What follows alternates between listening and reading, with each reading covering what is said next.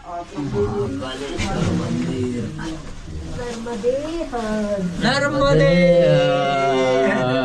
नर्मदे नर्मदे या ठिकाणी 24 तारीख 24 डेज आम्ही आहे ना एका गुफेत चाललोय. खाली आहे ना दुर्गा माता मंदिर दुर्गा माता मंदिर आहे. खाली खाली गुंफा आहे.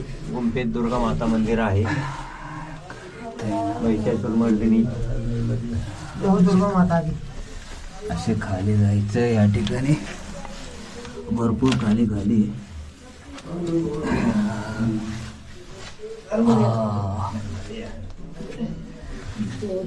हर हर महादेव.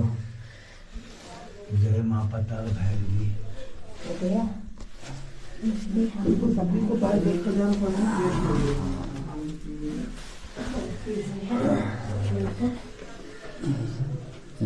दिसते इथून म्हणजे देवी दिसते. काही आणलं नाही ते भीड बघ करू.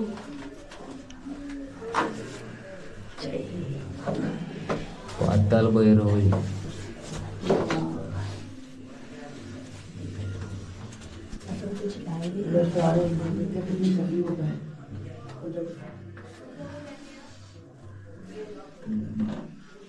दुर्गा माता की देवी माँ पाताल भैरवी.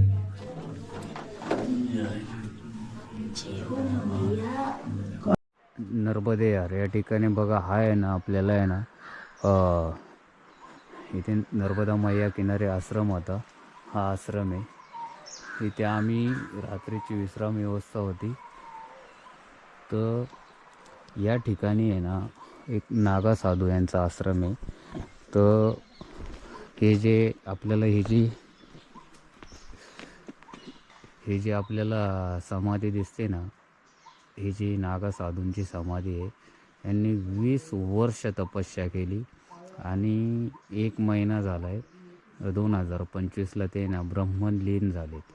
म्हणजे ब्रह्मलीन झालेत आणि त्यांची इथं समाधी स्थळ तयार बांधणार आहेत एक थोड्या दिवसांनी. मोठी समाधी होणार आहे. इथं 20 वर्ष तपस्या केलेली आहे या ठिकाणी. आणि आपल्याला आज जो मार्ग आहे तो हा मार्ग आपण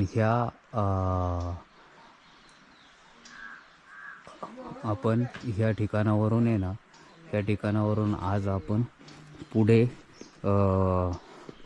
बेलघाट हा जो होता तो लिंगा घाट आहे. ह्या लिंगा घाटावरती होतो आपण आणि इथून आपण आता पुढे नर्मदा मैया किनारा मार्गे आपल्याला तटमार्गे आणि तटमार्गे आपण पुढे एक बेलघाट या ठिकाणी जाणार आहे. आणि आज 24 तारीख आहे 24/1/2025 ह्या रोजी आपण सकाळी 6:45 वाजलेले आहेत. 6:45 वाजता आपण ह्या ठिकाणावरून पुढे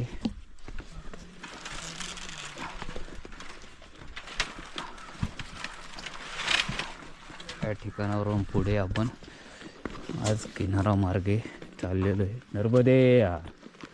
तर नर्मदा मैया आहे इथे या ठिकाणी. आणि उद्या ही असल्यामुळं उद्या जयंती असल्यामुळं सर्व घाटांची साफसफाई चालू असते या ठिकाणी. हा आपला नर्मदा मैयाचा घाट आहे. ह्याच घाटावरून आपण पुढे जाणार आहे. आणि या ठिकाणी आपण जर पाहिलं तर ह्या लिंगा घाट आहे. तर ह्या लिंगा घाटावरून आहे ना जे नागा साधू यांच्या आजची जी आमची विश्राम व्यवस्थेची जी होती तो उद्या आम्ही आहे ना थोडं चालणार आहे. जास्त नाही. कारण उद्या मैयाची जयंती आहे. जयंतीला आम्ही कुठे ना कुठेतरी थांबत असतो जयंतीच्या दिवशी. तर इथे हा घाट आहे. घाटाची साफसफाई करतात मग इथले जे स्थानिक लोक. आणि इथे नर्मदे यार. तर ही साफसफाई चालू आहे. ह्या घाटावरती मी सकाळी आंघोळ करायला आलो होतो आम्ही. तर सकाळीच आलो होतो लवकरच. तर या ठिकाणी घाटाची साफसफाई चालू आहे. आता हा आमचा असा मार्ग आहे, नर्मदा मैया 2 ठिकाणावरून विभागून या ठिकाणी येते. नर्मदे यार या ठिकाणी बघा लिंगा घाटाची आहे ना उद्याच्या नर्मदे हा नर्मदा समग्र के कार्यकर्ता हे सर्व घाटाची साफसफाई करतात या ठिकाणी. आणि उद्याच्या याच्यासाठी उद्याच्या जयंतीसाठी साफसफाई चालू आहे. यांची सर्व घाट आहे ना मस्त साफसफाई करतात हे नर्मदा सेवा कार्यकर्ता. आणि आम्हाला बेलघाट या ठिकाणी पुढे जायचं आहे.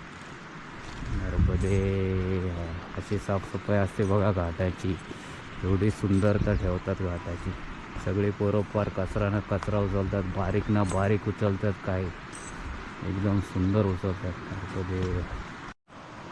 नर्मदे या ठिकाणी बघा लिंगा घाटच्या पुढे आल्याच्या नंतर ही जी नर्मदा मैया आहे ना 2 भागामध्ये विभागली गेली. 2 ठिकाणावरून येते. ही जी दक्षिण आणि उत्तर तटावरून आपल्याला जर पाहिलं तर बघायला भेटते. असा जो 1-2 भागातून विभागली आणि परत पुढं आल्यानंतर एकत्र होऊन चालते. आणि मध्ये एक बेट तयार केलं आहे बेटसारखं. तिथे सुद्धा एक छोटासा आश्रम आहे आतमध्ये पण ह्या ठिकाणी आहे ना एक आश्रम आहे. पण तिथे आपल्याला जायला हे नाही आहे, दोन्ही साईडनी जरी आलं तरी चान्स नाही आहे. दोन्ही ठिकाणावरून तिथे आश्रम आहे. कारण तिथे ना एक तपस्या चालू आहे. तपस्या कारण इथे जे आहे ना तपस्या करत असतात जे साधू संत या ठिकाणी. नर्मदे या ठिकाणी बघा आपल्याला आहे ना लिंगा घाटवरून बेलघाटकडे जाण्यासाठी आहे ना असा मार्ग आहे. आणि थोडेसे खडे या मार्गे. आणि ह्या भागातून इकडनंही ह्या साईडनी मैयाचं एक भाग आहे आणि त्या साईडने आहे. आणि मध्ये जे बेट तयार झाले असं एक बेट आहे नर्मदा मैयाचं. इथे बघा इथे छोटा आश्रम पण आहे तिथे पुढे.